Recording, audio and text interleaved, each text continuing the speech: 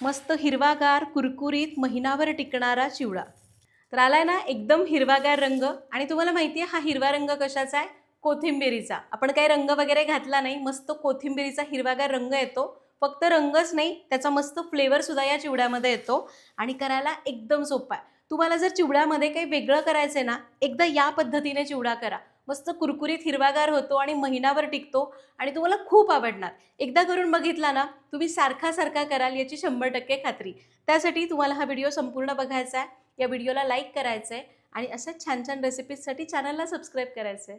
नमस्कार, सरिताच्या स्वयंपाकघरात म्हणजेच आपल्या सरिताज किचनमध्ये आज आपण करणार आहोत मस्त हिरवागार असा कोथिंबिरीचा चिवडा. करायला एकदम सोपा आहे. रेसिपीला सुरुवात करूया.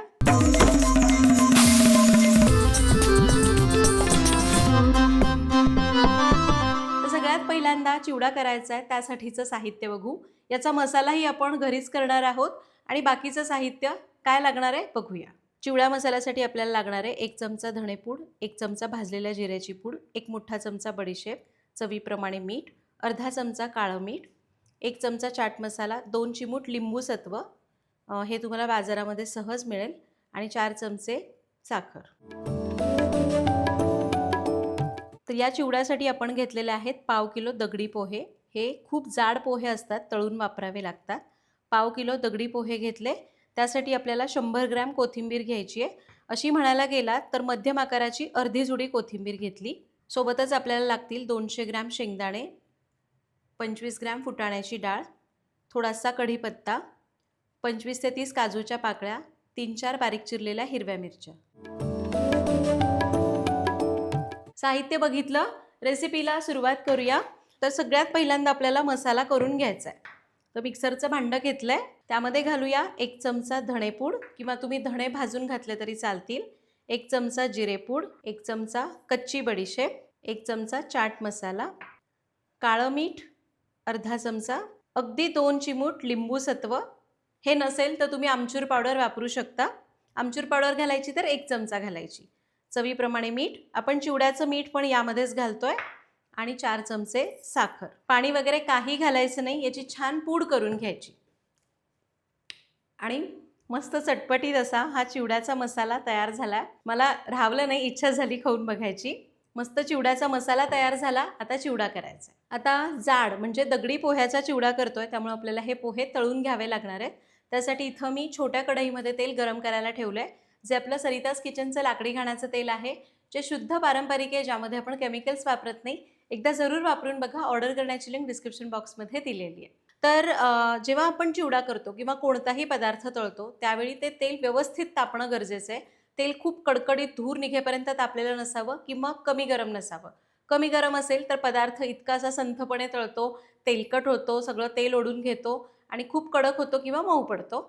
आणि जर तेल कडकडीत तापलं तर पदार्थ करपतो. ठीक आहे, आता आपल्याला तेल व्यवस्थित तापलेलं हवं.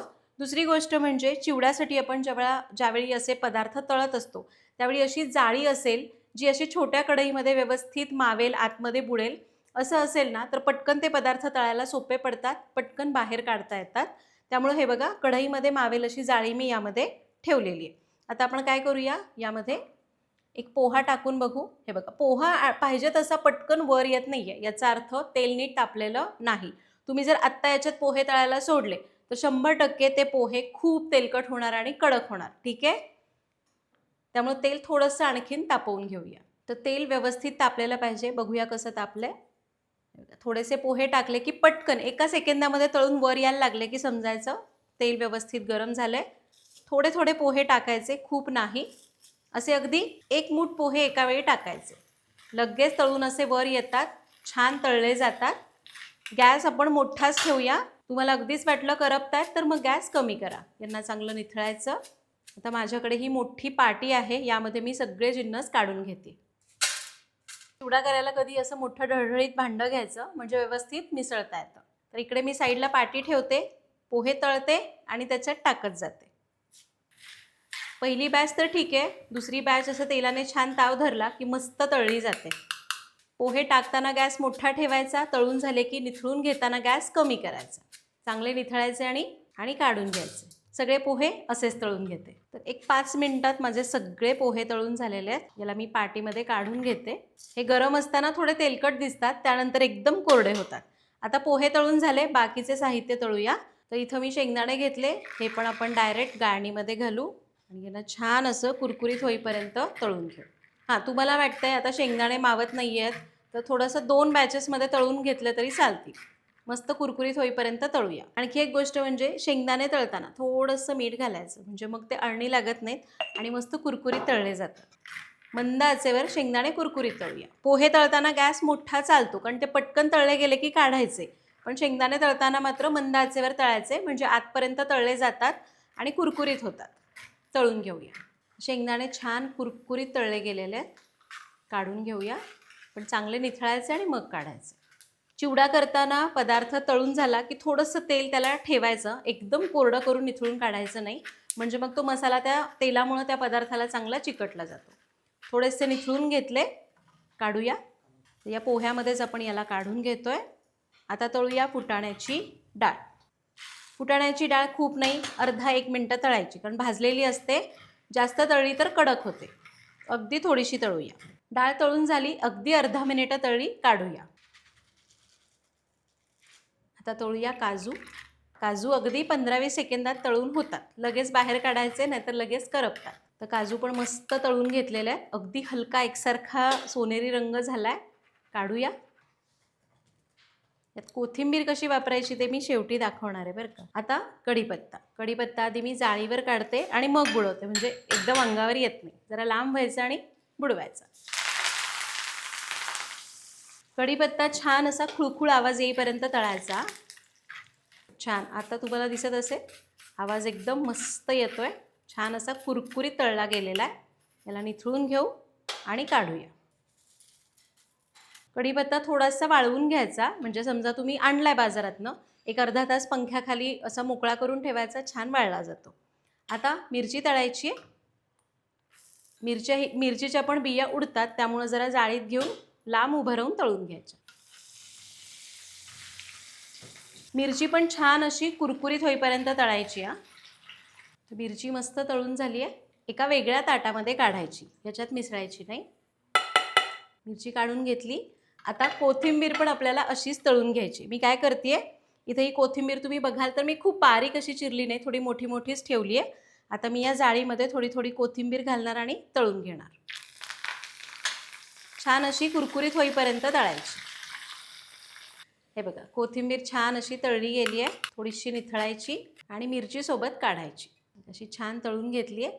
उरलेली सगळी कोथिंबीर आपण अशीच तळून या ताटात काढूया. सगळी कोथिंबीर तळून झाली आहे. एका मी ताटामध्ये काढून घेतली, ही पूर्ण गार करूया.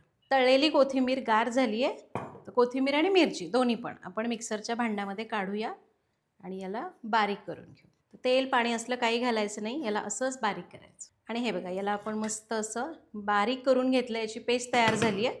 आता एक कढलं तापत ठेवलं आहे, त्यामध्ये आपल्याला ही पेस्ट काढायची आहे.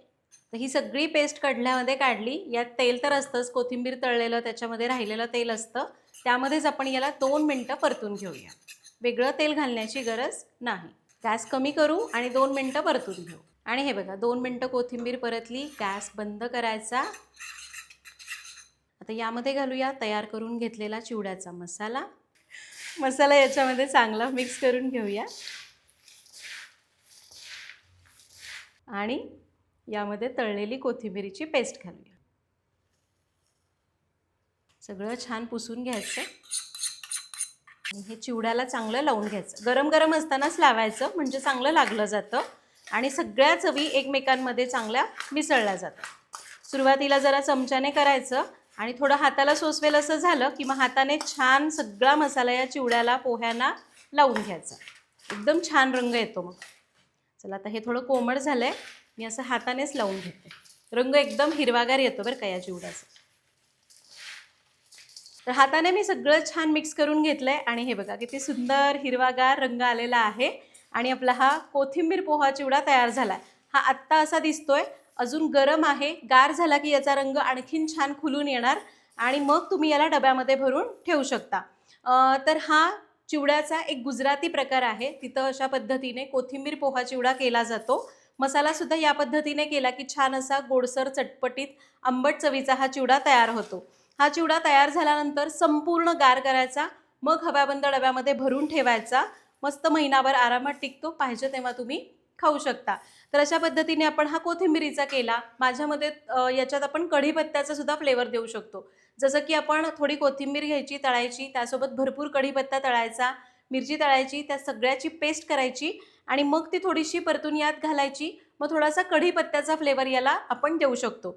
तर अशा पद्धतीने आपण हा मस्त हिरवागार कोथिंबीर पोहा चिवडा तयार केला. चिवड्यामध्ये काही वेगळं करायचंय तर ही रेसिपी एकदा करून बघा, तुम्हाला खूप आवडेल. आणि ही रेसिपी एका ताईंनी मला 2 वर्षापासून रिक्वेस्ट केलेली होती आणि मला एका जत्रेमध्ये गेल्यानंतर याची रेसिपी मिळाली. एक ताई वेगवेगळे चिवड्यांचे प्रकार विकत होत्या त्यांच्याकडून. ती रेसिपी आज मी तुमच्यासोबत शेअर केली आहे. 2 वर्ष त्या रिक्वेस्ट करत होत्या. फायनली जाऊन मला खूप छान वाटतं की त्यांच्यासाठी मी ही रेसिपी शेअर करू शकले. तुम्ही पण ही रेसिपी जरूर करा. काही डाऊट्स असतील तर कमेंट्समध्ये विचारा. तुमच्या काही स्पेशल रिक्वेस्ट असतील ही रेसिपी दाखवा तर मला कमेंटमध्ये सांगा. भेटूया पुढच्या भागात. धन्यवाद.